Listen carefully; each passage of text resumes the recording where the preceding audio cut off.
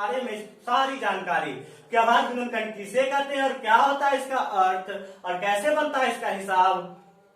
तो बने रहिए हमारे साथ, पूरी वीडियो को अंत तक देखिए और समझ जाइए अभाज्य गुणनखंड के बारे में। और अभी तक आपने इस चैनल को सब्सक्राइब नहीं किए हैं तो उसको कर ले और बगल में बेल आइकन है उसको दबा ले ताकि हर नई वीडियो का नोटिफिकेशन सबसे पहले आप तक पहुंच जाए। और अगर वीडियो अच्छी लगी तो लाइक जरूर कर देना है, क्योंकि हम आपके लिए इस चैनल पर 10th के बारे में सारी विषयों की सॉल्यूशन लेकर आते रहते हैं और खास करके साइकोलॉजी फैक्ट और इंटरेस्टिंग क्वेश्चन लेकर आते हैं जो कि बनाने में बहुत ही इंटरेस्ट लगता है। तो चलिए अब हम आपका बिना समय लेते हुए समझाते हैं आपको अभाज्य गुणनखंड के बारे में। अगर आप अभाज्य संख्या के बारे में समझना चाहते हैं तो मेरी पिछली वीडियो को जरूर देख लें, जिसका लिंक डिस्क्रिप्शन में दिया गया है। उसमें हम अभाज्य और भाज्य के बारे में बहुत अच्छे से एग्जाम्पल के साथ समझा चुके हैं और हम इसमें भी आपको थोड़ा सा हिंट देकर समझाएंगे। तो आप मेरी पिछली वीडियो को देख लें ताकि अभाज्य गुणनखंड समझने में और भी आसान हो जाए। तो चलिए हम आपको बताते हैं कि अभाज्य गुणनखंड क्या होता है। तो अभाज्य गुणनखंड को हम अलग अलग करके पहले आपको समझाते हैं। अभाज्य गुणनखंड, हम अभाज्य को अलग और गुणनखंड को अलग कर देते हैं। तो अभाज्य का मतलब होता है कि एक से बड़ी प्राकृतिक संख्या जो एक और अपने को छोड़कर किसी दूसरी संख्या से विभाजित नहीं होती है उसे अभाज्य संख्या कहते हैं। एक से बड़ी प्राकृतिक संख्या जो एक और अपने को छोड़कर किसी दूसरी संख्या से विभाजित नहीं होती है उसे अभाज्य संख्या कहते हैं। अभाज्य संख्या क्लियर मतलब क्या रहे कि ऐसी संख्या, प्राकृतिक संख्या किसे कहते हैं तो गिनती की संख्या। गिनती की संख्या कहां से शुरू होती है? एक से, लेकिन इसमें बोल जाइए एक छोड़ देने तो 2 से शुरू करेंगे, 3 4 5 6, ये क्या हो गया? अभाज्य संख्या हो गया।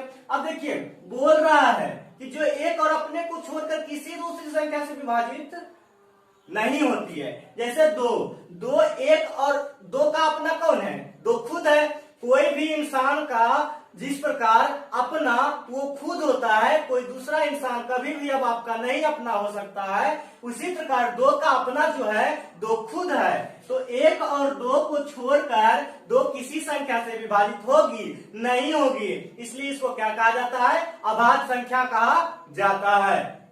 इसी प्रकार तीन का अपना कौन है? 3 खुद है और कौन है? एक। तो 1 और 3 को छोड़कर किसी दूसरी संख्या से विभाजित होती है? 3 नहीं होती है, इसलिए क्या हो गया? अभाज्य संख्या हो गया। 4 को ले लीजिए तो 4 जो है 1 को और 4 को छोड़कर किसी दूसरी संख्या से विभाजित होती है। किससे होती है? तो 2 से होती है, इसलिए यह क्या हो गया? अभाज्य संख्या नहीं होगा। तो ये क्या हो जाएगा? यह भाज्य संख्या हो जाएगा। याद रखिएगा कि वैसी संख्या जो एक और अपने को छोड़कर किसी दूसरी संख्या से विभाजित नहीं होती है उसे अभाज्य संख्या कहते हैं। लेकिन अगर इसका अपोजिट कर दीजिएगा कि एक से बड़ी प्राकृतिक संख्या जो एक और अपने को छोड़कर किसी दूसरी संख्या से विभाजित हो जाती है उसे भाज्य संख्या कहते हैं। तो चलिए आप समझ गए होंगे कि अभाज्य संख्या किसे कहते हैं। अब हम आपको बताते हैं गुणनखंड के बारे में। गुणनखंड कहते हैं कि गुना करके खंड खंड करने वाले को ही गुणनखंड कहा जाता है। गुना करके खंड खंड करना, जैसे 50 जो है ये क्या है? गुना है एक तरह का। इसको हम खंड खंड का मतलब होता है तोड़ देना, तोड़ के लिखना।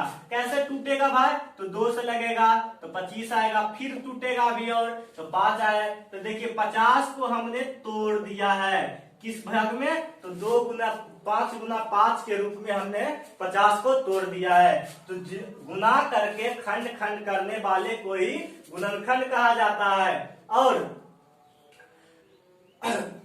अभाज्य गुणनखंड भी इसी को कहा जाता है कि अभाज्य संख्याएं को अगर गुणनखंड कर रहे हैं तो अभाज्य गुणनखंड, या अब ये जरूरी नहीं है कि देखिए अभाज्य गुणनखंड मतलब हुआ ना कि अभाज्य संख्याएं ही आएगी। जैसे देखिए यहाँ पर 2, 1 और 2 के अलावा कुछ से कटेगा नहीं कटेगा। 5, 1 और 5 के अलावा कुछ से कटेगा नहीं कटेगा। इसका कहने का मतलब है ना अभाज्य गुणनखंड का मतलब कि अब जब आप किसी चीज को गुना करके खंड खंड करिएगा तो जो गुना का खंड आएगा, टुकड़ा जो आएगा गुना करने पर, ये टुकड़ा हमेशा अभाज्य गुणनखंड में ही रहेगा।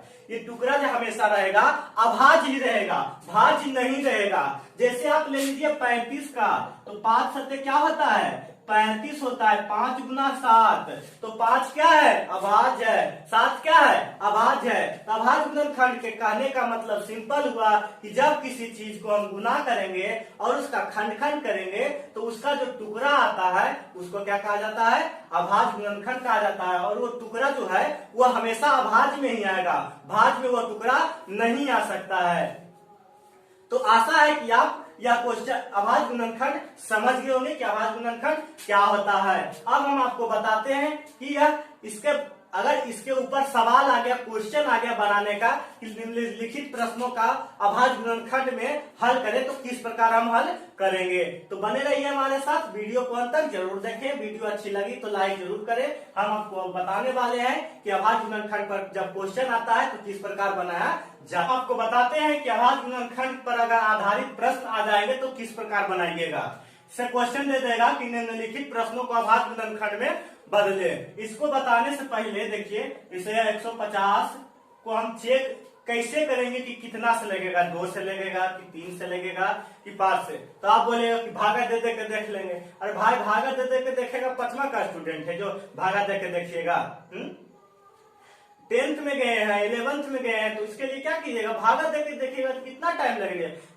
2 मिनट का क्वेश्चन है और 35 मिनट आप लगाइएगा इसको भागा देने में, तो चलेगा काम नहीं चलेगा। इसलिए इसको हम बताते हैं छोटा में कि कैसे पता करेंगे कि 2 से लगेगा कि 3 से लगेगा और कि 5 से लगेगा। जिस 2 मिनट का क्वेश्चन है 1 मिनट में पता लग जाएगा कि किससे ही लगेगा। पहले देखिए हम आपको बताते हैं 2 से। तो सिंपल है, 2 नियम है इसका कि अगर लास्ट में 0 रहे या सम संख्या रहे, लास्ट में 0 रहे या सम संख्या, चाहे कितना बड़ा भी अंक हो, 5, 4, 6, 8, 7, 9, 4, 0 रह जाए अंतिम में तो समझ जाइएगा कि ये 2 से कट जाएगा पूरा पूरी।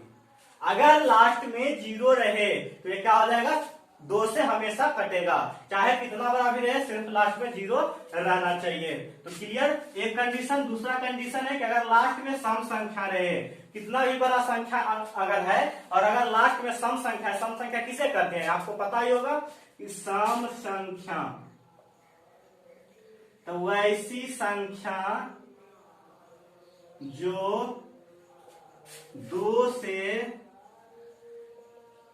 विभाजित हो जाती है उसे सम संख्या कहते हैं। वैसी संख्या जो 2 से विभाजित हो जाती है उसे क्या कहते हैं सम संख्या कहते हैं। तो 2 से 8 विभाजित हो रहा है, जरूर हो रहा है, इसलिए 2 से क्या होगा पूरा पूरी कट जाएगा। तो हमेशा याद रखिएगा ये 2 कंडीशन। तो आपको कहीं पर भी भाग देने का कोई जरूरत नहीं, डायरेक्ट आप बता सकते हैं कि यह 2 से लगेगा कि नहीं लगेगा। अगर 2 कंडीशन लागू हो, 2 कंडीशन में से एक भी कंडीशन लागू होता है तो यह 2 से विभाजित भी हो जाएगा।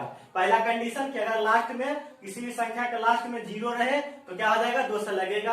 अगर किसी भी संख्या के लास्ट में सम संख्या रहे, जैसे 2, 4, 6, 8, 10, 12, 14, 16, 18, 20, 22, 24, ये सब क्या है सम संख्या है। तो अगर लास्ट में सम संख्या रहे तो ये क्या हो जाएगा 2 से लग जाएगा। 2 से समझ गए हम लोग, क्लियर। अब आपको बताते हैं 3 से कि 3 से किस प्रकार। 3 का एक ही कंडीशन है कि सभी संख्याओं को जोड़ दें, सभी संख्याओं को अंक को जोड़ दें। तो अंक क्या क्या है 2 जोड़ 4 जोड़ 6। अगर इसको जोड़ने पर कोई ऐसी संख्या है जो 3 से विभाजित हो जाती है तो वह पूरा पूरी 3 से लग जाएगा। किस प्रकार देखिए, 2 में 4 जोड़िएगा तो कितना आ जाएगा 6, और 6 में 6 जोड़िएगा कितना आ जाएगा 12। तो देखना है अब जो जोड़ने पर जो संख्या है उसको देखना है पहले।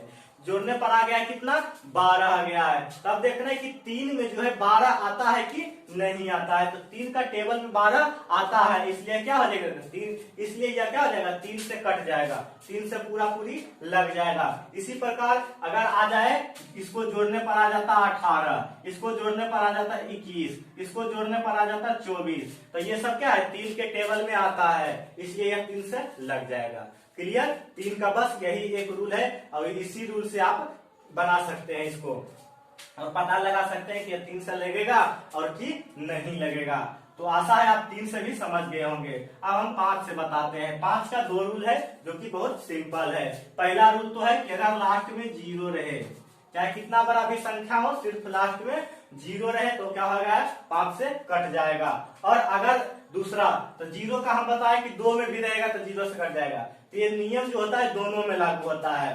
तो 2 से भी अगर 0 रहेगा तो 2 से भी कटेगा और अगर लास्ट में 0 रहेगा तो 5 से भी कटेगा। तो आप ये रूल जो है दोनों में लगा सकते हैं। उसी प्रकार अगर दूसरा रूल से आप देखिएगा तो दूसरा रूल क्या है कि अगर लास्ट में 5 रह जाए, अगर लास्ट में 5 रह जाए तो यह क्या हो जाएगा 5 से विभाजित हो जाएगा। तो आशा है कि आप 2, 3, 5 तीनों से समझ गए होंगे।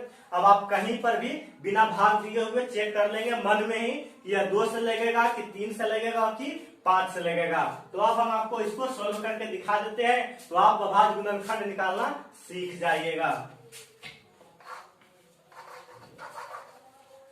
तो चलिए अब हम आपको दिखाते हैं इसको सोल्व करके। तो अब इसको कैसे पता करना है कि कितना से लगेगा, तो पहले चेक करेंगे 2 से। तो लास्ट में क्या है 2 का कंडीशन क्या बताया अभी कि अगर लास्ट में 0 रहे या सम संख्या दोनों में से एक भी कंडीशन लागू होता है तो 2 से लगेगा। अगर दोनों में से दोनों कंडीशन नहीं आता है तो नहीं लगेगा 2 से।